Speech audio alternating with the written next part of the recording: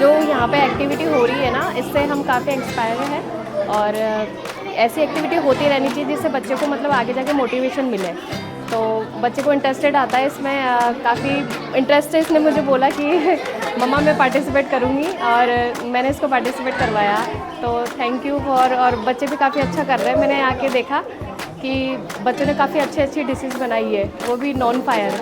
काफ़ी अच्छा लगा मुझे। Thank you.